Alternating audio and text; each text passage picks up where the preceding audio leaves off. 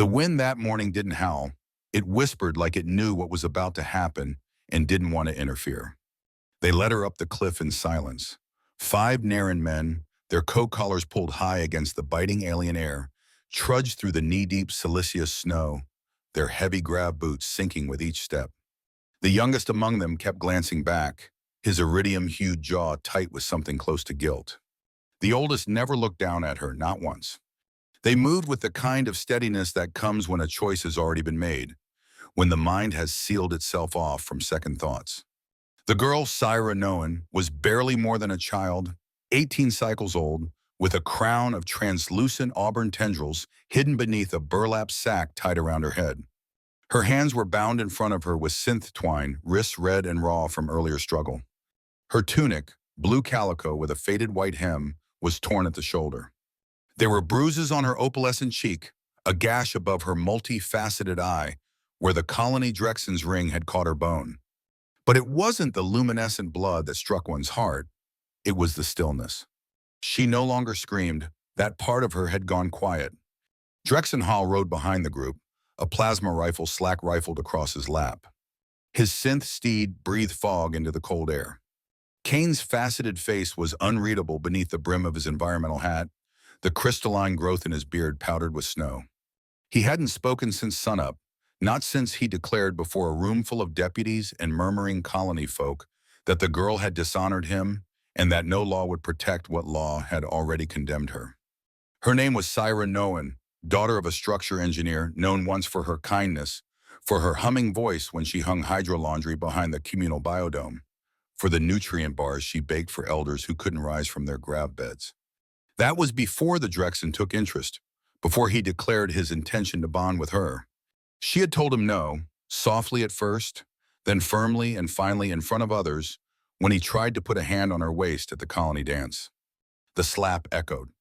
It echoed loud, louder perhaps than her scream that morning when the sack was pulled over her head. The trail narrowed near the top.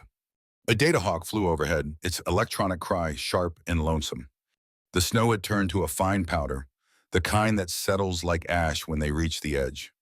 The cliff opened before them like a white wound in the world. Far below, jagged crystalline formations jutted through snow like broken teeth. There was no wind here, only silence, like the land was holding its breath. The men did not look at her as they stopped. The youngest shifted his weight nervously. One adjusted his thermal gloves. One muttered a prayer to the great shaper. No one called her name. No one untied the sack. Drexen dismounted, walked forward slowly, his grab boots crunching. He did not touch her. He only leaned close and whispered something that made the youngest Neryn flinch. Then he straightened, stepped back, and nodded. And that was it. They pushed her. Not hard, just enough, as if she were a bundle of trash to be cleared, not a living thing with breath still in her chest. She stumbled, arms out, sack shifting as the world fell beneath her, and then gone. The silence after was worse than a scream, worse than ion fire. It was the kind of silence you remember for cycles. The men did not stay long. They turned back toward town without speaking. Kane rode in front this time, but Syra didn't die. The fall was steep, but not clean. There were gnarled rock vines half buried in snow, one of which caught her tunic, ripping it but slowing her descent. Her body slammed against the crystalline rocks below, rib plating bruised, leg twisted, but the snow cradled her in its cold arms. It wasn't mercy. It was accident. But sometimes accident is all grace quantum needs to enter the world. She lay there as light faded, the sack still covering her face. Her breath came in short, panicked bursts, each one a cloud. She couldn't move her leg. Couldn't scream. The pain in her rib plating made breathing feel like drowning. But she was alive. That fact pulsed louder than the agony.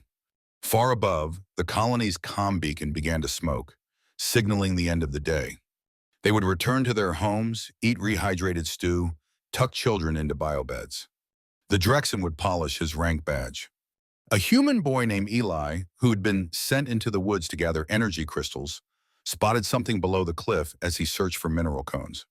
He saw the red in the snow first, then the movement, a twitch, like a data bird with a broken wing. His mouth dropped open. He dropped his basket and ran. By nightfall, the cold crept deeper. Sarah drifted in and out of waking, each time wondering if she'd gone under for good. Her fingers were going numb. Her thoughts became slow and watery. But even in that haze, one feeling stayed sharp: shame. Not for what she had done nothing, but for the way they had looked at her, like she was nothing, like she had belonged to someone and now she was ruined. Snow began to fall again, gentle like forgiveness. A figure moved on the ridge. Not one of the Neryn men from earlier. Not anyone from the colony. A rider, tall, still, dark against the snow. He dismounted without hurry, tying his synth steed to a dead tree. His human face was weathered, eyes deep and silent.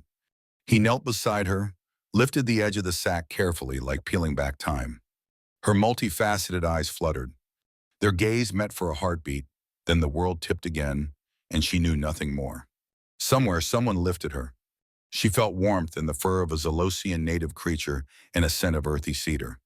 A voice, not in Neryn tongue, murmured something low. She wanted to ask who he was, but her throat would not obey. The rider placed her across his saddle, cradled like a child, and covered her with a blanket. Snow fell around them, not harsh, not cruel, just falling. He led the synth steed forward through the white silence, not toward the colony, but away from it, into the bioluminescent trees. Behind them, the cliff remained quiet, still, like it had never seen a thing. But the snow there would never quite look the same again, and the wind, when it passed through that place, sometimes carried the sound of a Neryn girl's breath, rising, defiant, and alive. She was not supposed to survive, but she did. The snowfall thickened. By morning, a silent siege upon the world. Trees bowed with its weight, their limbs stretched toward the ground like weary elders. The plasma stream near the old Human Explorer Trail had frozen to stillness, and not a single sensor bird dared break the hush.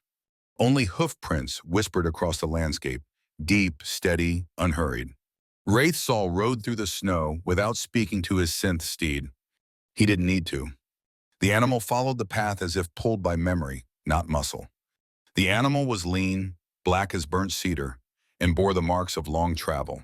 Wraith wore a coat made from the hide of a Zalosian beast, stitched by his late wife's hands, now weathered with years. Around his neck, a rawhide cord held an iron ring, too small for his finger, too sacred to bury. He had not meant to return this way. The cabin he rode toward had been shuttered for 3 winters now, left behind when grief made even shelter unbearable.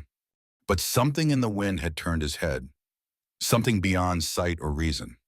He trusted such instincts; they had kept him alive longer than laser fire ever could. It was the red that caught his eye, not bright, just a faint smear in the untouched snow, like rust bleeding through white linen. He slowed the steed, dismounted, squatted low beside the mark. A torn thread of blue fabric clung to a broken branch. The snow here had been disturbed, unusual, too far from any trail. The cliff above loomed silent, pretending innocence.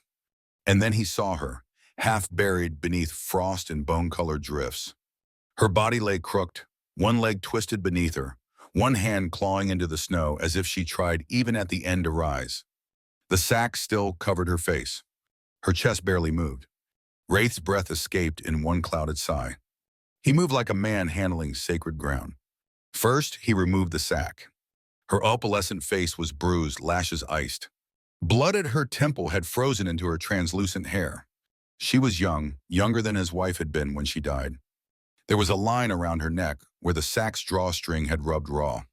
He touched her cheek. Warmth, barely. Wraith did not ask what happened. He had seen too much to need the full tale.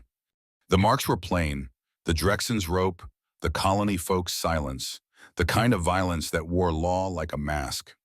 He gathered her gently, one arm under her shoulders, the other beneath her knees. She moaned, a soft animal sound, but did not wake. Her weight was light, not the kind of light that meant youth, the kind that meant hunger. Wraith laid her across the saddle, wrapped her in his coat, and mounted behind her. The steed turned east without instruction. The trail narrowed. Pines closed in.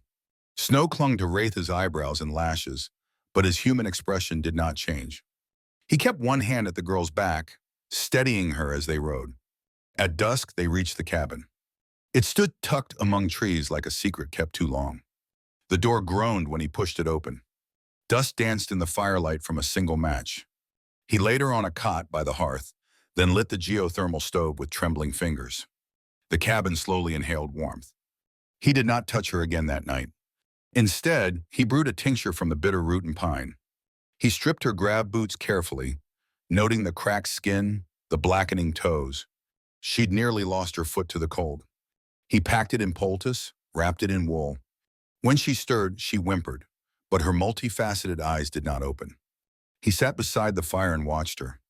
For 2 days she slept, slipping between silence and fever. Wraith fed her nutrient broth through a carved spoon, whispered prayers in a human language the colony had long forgotten, and never once asked her name. When she finally opened her eyes, it was evening. The cabin glowed golden orange with firelight. A rehydration pot bubbled quietly. Wraith had sat in the far corner, whittling a piece of cedar. Sarah's voice cracked when she tried to speak. Nothing came out. He looked up, set the carving aside, and approached. She flinched. He stopped mid-step and lifted his hands, not in surrender, but in stillness. He offered a cup of water. She didn't take it. Instead, her eyes searched the room, the wooden beams, the curtained window, a small collection of tools, a compound bow hanging over the door. Then she looked at him.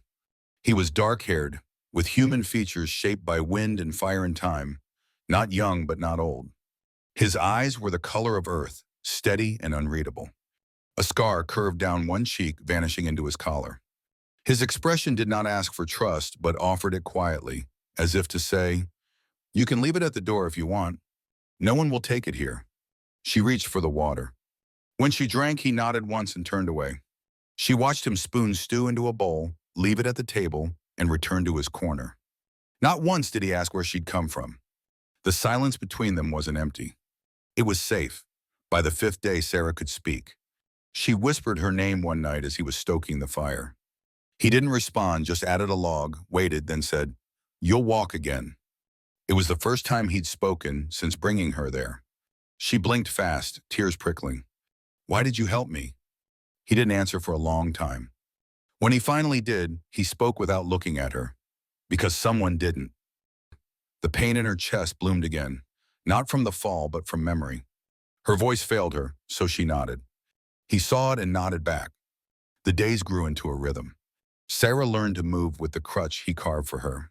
She helped peel hydro potatoes, patch the curtains, sweep snow off the porch. He hunted, chopped wood, brought back herbs wrapped in cloth. They never spoke much, but they didn't need to. The silence softened. Once she asked, "What's your name?" He stirred the stew without looking up. Wraith, it suited him. A name you couldn't fold, couldn't ruin. Sarah woke one morning to find a new pair of thermal boots by her bed, lined with fur, too big but warm. She cried quietly into her pillow, not because of the gift, but because of how it was left, without ceremony, without pride. She never said thank you. She didn't need to. That afternoon, she walked a few steps outside. The cold bit her respiration glands, but she stood there, letting the snow fall onto her face, watching the horizon where the cliffs still sat in silence. She didn't ask Wraith to take her back to the colony. She didn't want to. He watched her from the doorway, arms crossed, a blanket around his shoulders. For a moment, she felt seen in a way that didn't steal anything from her, as if she were not broken, not shamed, not owed, just alive. She looked back toward him, toward the warmth behind the door. She stepped forward. He stepped aside, and that was how she came to stay. Not because she was taken in, but because she chose to remain. In that cabin, among snow and stones and silence, Neryn began to become someone new. Smoke from the hearth curled gently upward, blurring the ceiling beams with the scent of pine and ash. Outside, snow drifted against the cabin walls. Inside, the silence had changed, no longer a wall between strangers, but a quilt stretched across two souls learning how to breathe again. Sarah sat near the fire, stirring a pot of rabbit stew, one hand wrapped in linen from slicing herbs too clumsily the day before. Her crutch leaned against the table leg. Though her ankle still swelled at sundown, she had begun moving through the cabin without needing Wraith's arm. He watched her from the doorway, arms folded, his human expression unreadable, yet softer than when she'd first seen him through swollen, multifaceted eyes. In those quiet days, she learned more about him through absence than presence. He spoke rarely, but his silences had texture. Some meant he was thinking, others meant he was listening. His movements were exact, his tools always placed where they belonged. He repaired a broken hinge without being asked, chopped biofuel with a rhythm that matched his breath. When he passed her a blanket or spooned broth into her bowl, he never looked directly at her, but she felt the care threaded into every gesture. She'd come to know his name, Wraith Saul, by hearing it in a whisper once when he traded synth pelts for salt in the colony.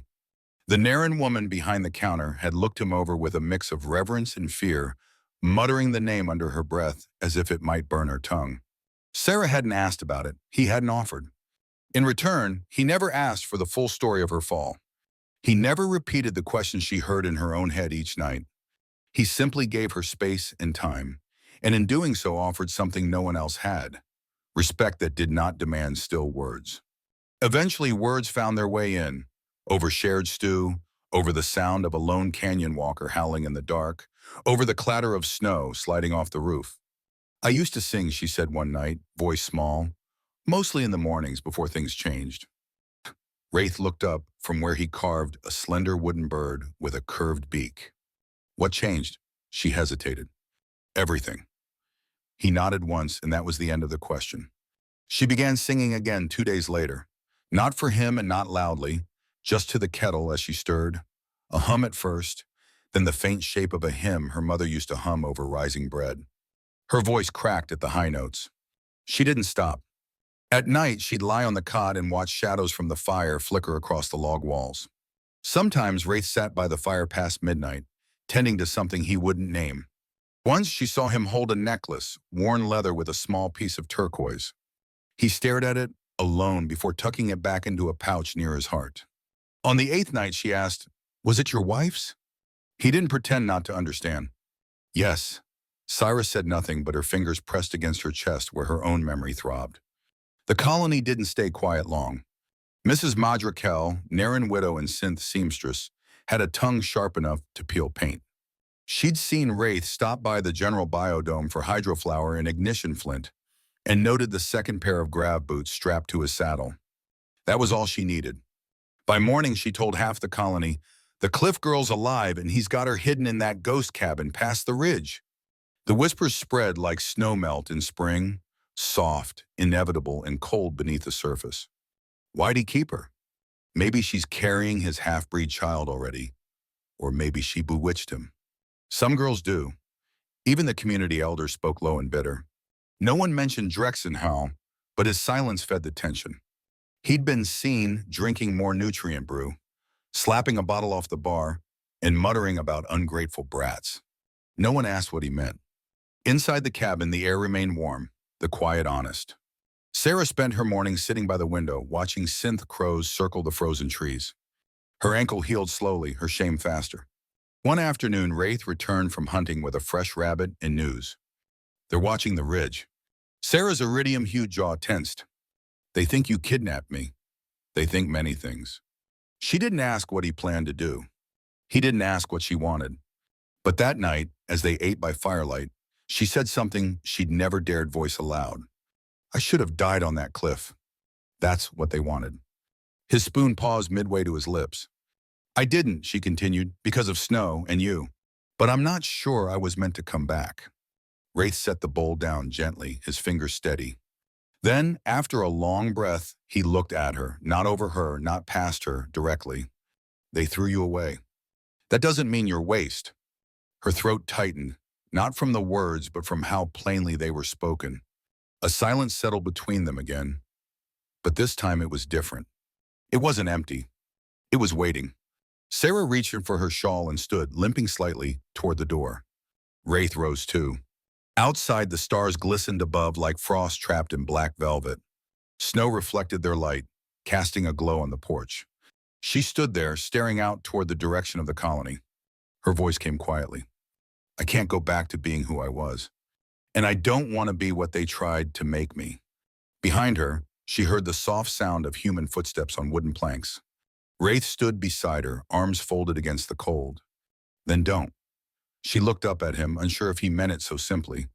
but his eyes said he did. The next morning, she rose early and cut her translucent hair, not out of rage, not out of shame, but as a way of shedding something. She tied the long strands into a bundle and placed it in the fire. Wraith said nothing, only added another log. Later that day, she stitched a new hem into her tunic, making it shorter, more practical. Then she walked outside with no cloak, letting the cold bite her arms. She didn't flinch. In the colony, Mrs. Kell swore she saw smoke rise from the ridge and said it looked like something had been released into the sky. And Drexen Hall began sharpening his plasma blade. The sky wore its heaviest gray that morning, low, brooding, full of promises it intended to keep. Smoke curled from the chimney of the cabin in the woods, not with cheer but necessity. The cold was no longer a visitor, it had unpacked its bags inside. Sarah stirred a pot of hydro beans slowly, her mind elsewhere. Her ankle no longer swelled like it had, and her hands no longer trembled when she braided her hair. She had begun speaking more and even laughing once, though it had surprised her as much as him. Still, some part of her stayed braced, like she knew the quiet could not last. Wraith had felt it too. He said little, but he sharpened his knives longer each night, checked the door latch twice, and took to riding out farther when gathering wood, his eyes scanning the tree line instead of the trail. He didn't say why. He didn't have to. It was late afternoon when the first grab boot prints were heard, not one pair, but several, crunching hard in the snow. Wraith stood at the window, hand resting on the windowsill, human jaw tight. "They're here," he said. Sarah put down the ladle and wiped her hands on her skirt. She didn't ask who. She already knew. When the knock came, it wasn't a knock at all. It was a pounding, angry, and entitled. Wraith didn't open the door. He stepped outside instead. There were 6 Neryn men, all mounted, all armed. At their center was Drexen Hall, still wearing his badge, though everyone could see it no longer shined. His opalescent face was ruddy with drink, his coat trimmed with synth fur, as if to remind others of who he thought he was. "Well, well," Kane drawled, dismounting with a grunt. "Look at you, living like a savage king." Wraith said nothing. He simply stood, arms at his sides, steady. Sarah watched from behind the curtain, her breath caught when Kane's multifaceted eyes drifted toward the door. "Now, human, let's talk," Kane continued, spitting the name like a burr in his teeth. "I've come out of decency. I could have sent the boys ahead, no talk. But I figured I'd ask nice first. That girl's mine. She's been taken." "You threw her," Wraith replied, voice low. Kane's face twitched. One of his men shifted uncomfortably in the saddle. "She ran," Kane said louder. "And even if she hadn't, this ain't your fight. It's colony business." Wraith stepped forward. "She's not property." Kane smiled cold. "No, she's a mistake. One I intend to correct." Syra opened the door then, stepping out with no coat, no fear. Her face was pale from winter but calm. The wind blew her translucent hair back, and even from a distance, she looked taller than she had before. "You don't get to talk about me like I'm not here," she said.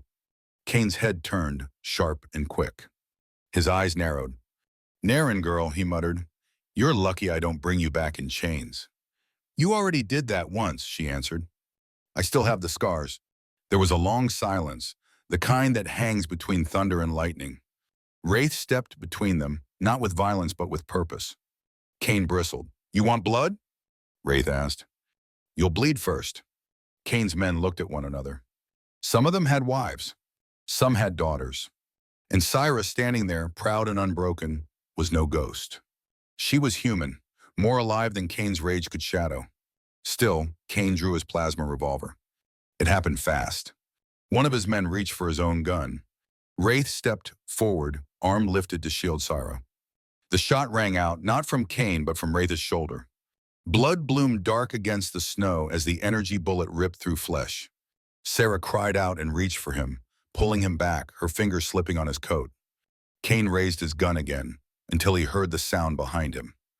Click, the unmistakable sound of a deputy cocking his pulse rifle, pointed not at the cabin, but at Kane. It was the youngest of them, the same Neryn who'd looked away on the cliff. "Enough," the boy said. Kane turned, eyes wide. "You turn in on me?" "I saw what you did," the boy said. "I helped. I'm not helping again." Another deputy lowered his weapon and then another. The silence returned, but this time it belonged to Syra. She stepped forward, past Wraith, her hands shaking but her voice clear. You don't get to finish what you started. Not today. Kane stared at her, and in that moment the Drexen who'd ruled with threats and smirks looked suddenly small. His power didn't crack, it vanished. He holstered his gun with shaking hands. Without a word, he mounted his synth steed.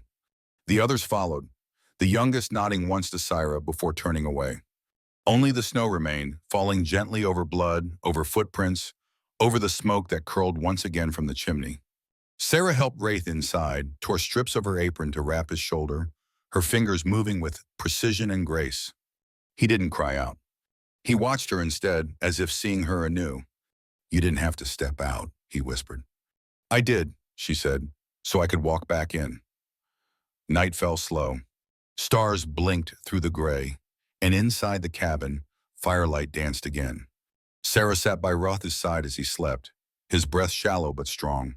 She didn't cry. Not yet. She held his hand and watched the flames. Behind her, the world had shifted, and somewhere in the colony, the Drexen's name was being spoken, not with fear, but with a question. And the girl they thought broken now stood in memory like fire on snow. The snow did not melt that spring, not all of it.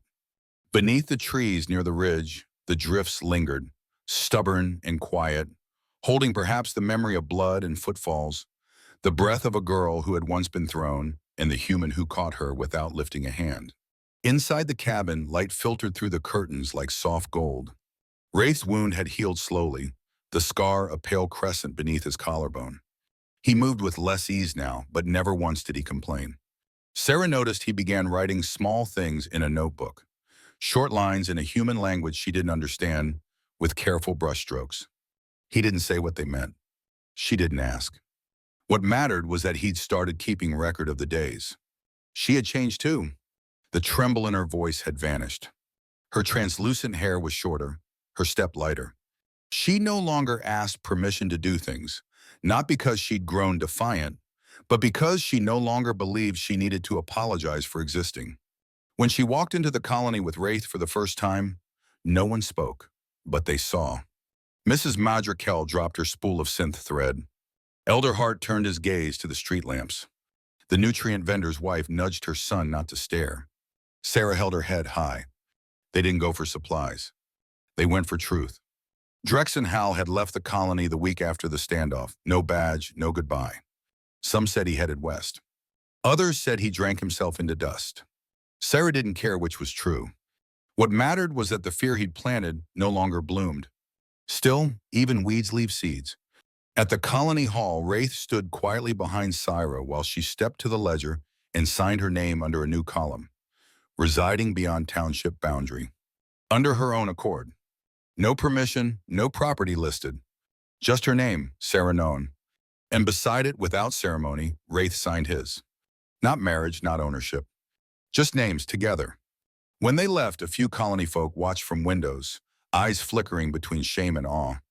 But no one stopped them. No one dared. Back at the cabin, Wraith replaced the broken hinge on the door with a brass one Sarah had chosen from the general biodome. She smiled as it clicked into place, a sound more permanent than vows. In the evenings, they planted root vegetables behind the cabin. Sarah dug while Wraith hoed, both moving slowly, steadily. Her laughter came easier now. His shoulders didn't tense when she touched his arm.